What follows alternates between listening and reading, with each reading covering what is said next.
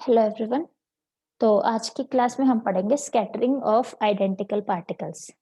Identical particles quantum mechanics में identical particles वो होते हैं जिनको एक दूसरे से डिफरेंशिएट नहीं किया जा सकता।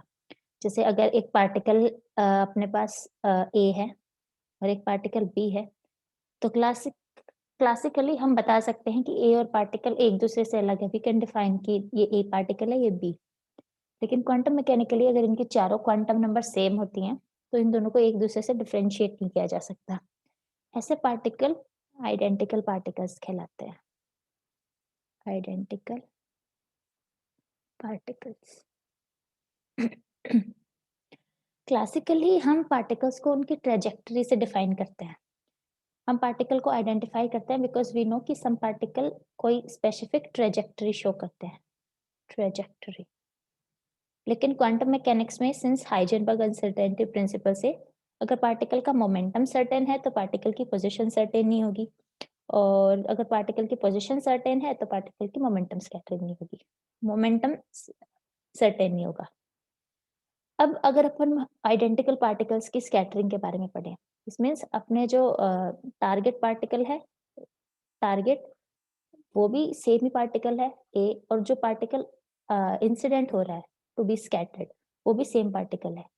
माना ये पार्टिकल बी इंसिडेंट हो रहा है, तो ए एंड बी, अगर A and be identical particles है तो हम इन दोनों की स्कैटरिंग के बारे में अभी स्टडी करेंगे।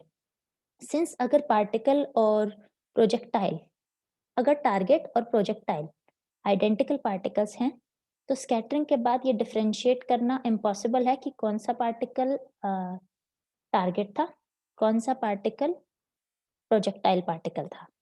ठीक है। वेव फंक्शन आइडेंटिकल पार्टिकल का वेव फंक्शंस अगर अपन लिखें, वेव फंक्शन, तो अगर आइडेंटिकल बोसोन है, अगर अपने पास आइडेंटिकल पार्टिकल्स, आइडेंटिकल बोसोन है, बोसोन है, this implies wave function will be symmetric. Bosons का वेव फंक्शन सिमेट्रिक होता है। और अगर हम जिन आइडेंटिकल पार्टिकल्स की स्कैटरिंग करते हैं वो आइडेंटिकल पार्टिकल्स आइडेंटिकल फर्मियोन्स हैं, आइडेंटिकल फर्मियोन्स, आइडेंटिकल फर्मियोन्स का वेव फंक्शन एंटी सिमेट्रिक होता है, तो इनका wave function will be anti symmetric. Okay. Total wave function particle का, अगर अपने पास एक पार्टिकल है ए जिसकी पोजीशन r1 है, दूसरा पार्टिकल है बी जिसकी पोजीशन r2 है, तो इन दोनों पार्टिकल्स का total wave function psi r, r1 r2 will be Sai r1 position पे, साई दूसरा पार्टिकल r2 पोजीशन पे। सिंस ये दोनों आइडेंटिकल पार्टिकल हैं तो ये इस चीज पे डिपेंड नहीं करता कि कौन सा पार्टिकल कौन सी पोजीशन पे है। इनका वेव फंक्शन इस तरीके से डिनोट किया जा सकता है। अगर r सेंटर ऑफ मास की पोजीशन है तो r equals to m1 r1 plus m2 r2 upon m1 plus m2। तो हम यहाँ से r2 के फंक्शन को हटा के एक फंक्शन r का अगर रिप्लेस करें, जहाँ पे r का फंक्शन विल बी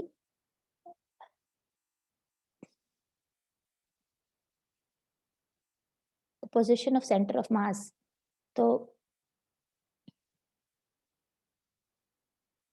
हम साई r1 r2 को psi which is a wave function of center of mass and psi which is a function of position of first particle, ये रिप्लेस कर सकते हैं क्योंकि r1 r2 r से related है। तो अगर अपने को r की वैल्यू पता है तो ऑफ कोर्स हम r2 की वैल्यू कैलकुलेट कर सकते हैं। फंक्शनल फॉर्म में हम r1 और r2 के फंक्शन को r के फंक्शन की फॉर्म में लिख सकते हैं। इसको हम ऐसे भी लिख सकते थे, psi r psi r2, it's up to choice.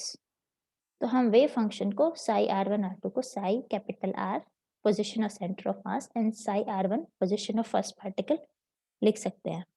Sai r यहाँ पे है wave function of centre of mass, wave function of centre of mass. अब सिंस अगर पार्टिकल आइडेंटिकल पार्टिकल है, आइडेंटिकल पार्टिकल का मतलब इन दोनों पार्टिकल का मास भी सेम है, सो m1 विल बी m2। तो अगर अपन इस वाले इक्वेशन में m1 इक्वल्स टू m2 लिखें तो position of centre of mass क्या आ जाएगी, r equals to r1 plus r2 upon 2। और let's say r equals to r1 minus r2, ये दोनों पार्टिकल्स की रिलेटिव पोजीशन है। This is called relative position. Relative position अगर दोनों पार्टिकल्स r1 एंड r2 एक दूसरे से इंटरचेंज कर दिए जाए, r1 अब r2 की जगह आ गया है, एक इस तरीके से इंटरचेंज करके now r2 is in place of r1 and r1 is in place of r2। तो सेंटर ऑफ मास के वेव फंक्शन पे कोई फर्क नहीं पड़ेगा, Sai r will be Sai r, लेकिन Sai r1 will be psi minus r1. Of course, psi r2 will be psi minus r2, क्योंकि centre of मास की पोजीशन भी चेंज नहीं होगी और दोनों पार्टिकल आइडेंटिकल पार्टिकल हैं, इसलिए इनके वेव फंक्शन पे भी कोई चेंज नहीं आएगा। अगर हम स्पिनलेस आइडेंटिकल पार्टिकल्स में आइडेंटिकल बोसोन्स की स्कैटरिंग कंसिडर करें, सिंस हम दोनों स्कैटरिंग कंसिडर करेंगे, scattering of identical boson, identical bosons and scattering of identical fermions. Let's consider first the scattering of identical bosons. Identical bosons. Identical bosons के लिए parity operator की value +1 होती है। This means psi minus r equals to psi r. This equation is satisfied for identical bosons. Identical fermions के लिए psi minus r equals to minus psi r.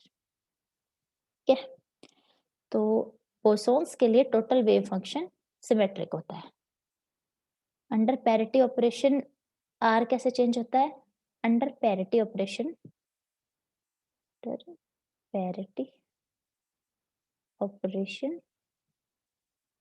r changes to minus r अगर theta changes to pi minus theta and phi changes to pi plus phi. जैसे अगर parity operation अपन x y z coordinate पे लगाएं, x y z, तो x changes to minus x, y changes to minus y, z changes to minus z. Similarly, अगर r theta phi spherical coordinates हैं, तो r minus r से change होता है, theta pi minus theta से और phi पाई plus phi से, parity operations पे। ठीक है, अगर यहाँ से हम क्या करेंगे, स्कैटरिंग क्रॉस सेक्शन निकालेंगे। स्कैटरिंग क्रॉस सेक्शन निकालने के लिए एफ थीटा फाई चाहिए, स्कैटरिंग एम्पलीट्यूड आएगा वेव फंक्शन से, तो हम पार्टिकल्स का वेव फंक्शन कैलकुलेट करेंगे। जैसे माना एक पार्टिकल यहाँ से आ रहा है, एक पार्टिकल यहाँ से, और इन दोनों में स्कैटरिंग हो रही थी। एक पार्टिकल इस तरीके से जा रहा था, एक पार्टिकल इस तरीके से, दोनों में डेविएशन थीटा एंड थीटा था। यही सेम प्रोसेस अगर अपन पैरिटी ऑपरेटर लगा के ऑपरेट करें, पैरिटी ऑपरेटर, तो यही सेम प्रोसेस इस तरीके से होगी कि ये वाला पार्टिकल जो आ रहा है वो इस तरीके से डेविएट हो रहा है और ये वाला पार्टिकल जो आ रहा है वो इस तरीके से डेविएट हो रहा है। This angle is pi minus theta, this angle is also pi minus theta. ये वाला एंगल थीटा ही रहेगा, लेकिन यहाँ इस एंगल पे अब सेकंड पार्टिकल नहीं, फर्स्ट पार्टिकल डेविएट हो रहा है। This is first particle, this is second particle. अब इस एंगल पे सेकंड पार्टिकल डेविएट हो रहा है। After applying parity operation, final cross section particle के स्कैटर होने के बाद final wave function is written in terms of incident wave function plus scattering की वजह से जो वेव फंक्शन का पार्ट ऐड हुआ है वो। और ये वाली सारी चीजें हम पहले वाले डेरिवेशन से जानते हैं. Final wave function equals to incident wave function, let's say plane wave है. Scatter wave function is f theta phi exponential iota k r upon are.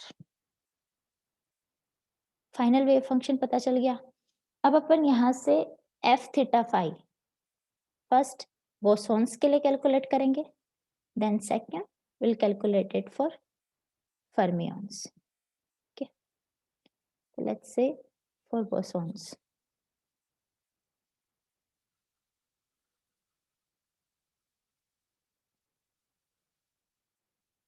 तो बोसॉन्स के लिए टोटल वेव फंक्शन सिमेट्रिक होता है. इसका मतलब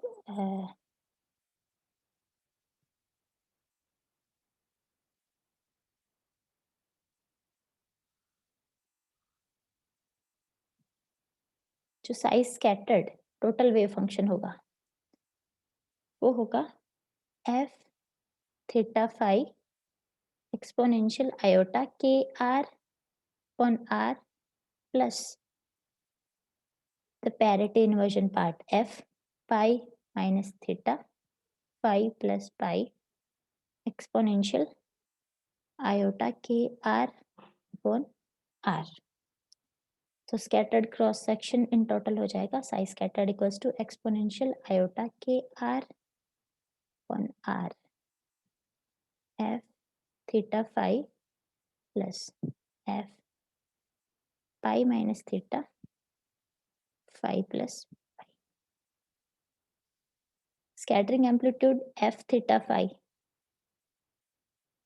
इस वाली इक्वेशन से क्या निकलेगा? Final scattering amplitude equals to f theta phi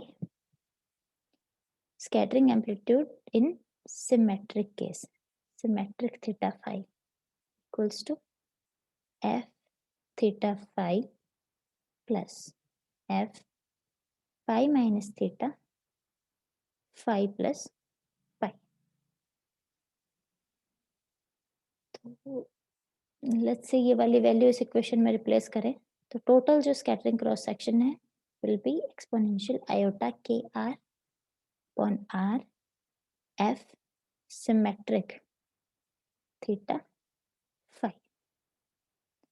अब यहाँ से अगर हम total cross section differential cross section calculate करें तो डिफरेंशियल क्रॉस सेक्शन होता है एफ थीटा फाई के मोड का स्क्वायर. तो अपने पास आ जाएगा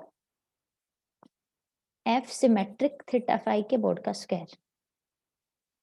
तो total cross section differential cross section in symmetric case, इसलिए हमने यहाँ पे एस लिखा है. This is for symmetric case equals to f symmetric theta phi के मोड का स्क्वायर. तो ये हो जाएगा f theta phi plus f pi minus theta phi plus pi mod square. तो ये क्या हो जाएगा? F theta phi plus f pi minus theta phi plus pi multiplied by f star theta phi, f star theta phi plus f star pi minus theta phi plus pi. अगर इस equation को solve करें तो ये बन जाएगी f के mod का स्क्वायर प्लस f स्टार के मोड का f थीटा फाई के मोड का square plus f pi minus theta phi plus pi mod square plus f theta phi f star pi minus theta phi plus pi plus f theta f star theta phi f pi minus theta phi plus pi. Final equation ये बनेगी.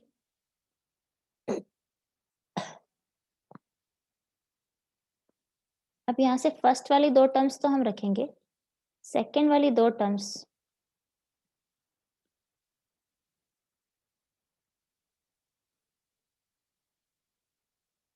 देखो एक complex analysis का छोटा-सा वो derivation करते हैं। अगर अपने पास है A equals to A plus iota B and B equals to है C प्लस आयोटा D, तो A स्टार क्या हो जाएगा?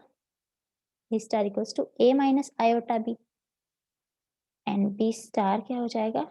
C minus iota D।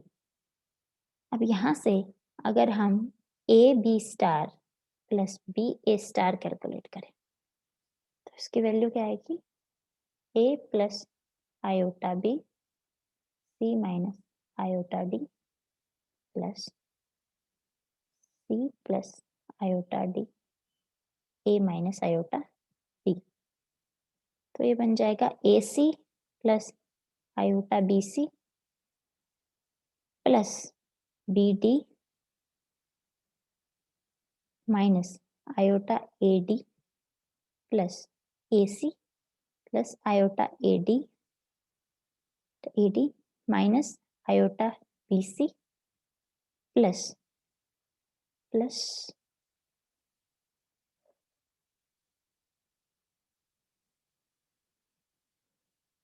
BD। तो यहाँ पे आयोटा BD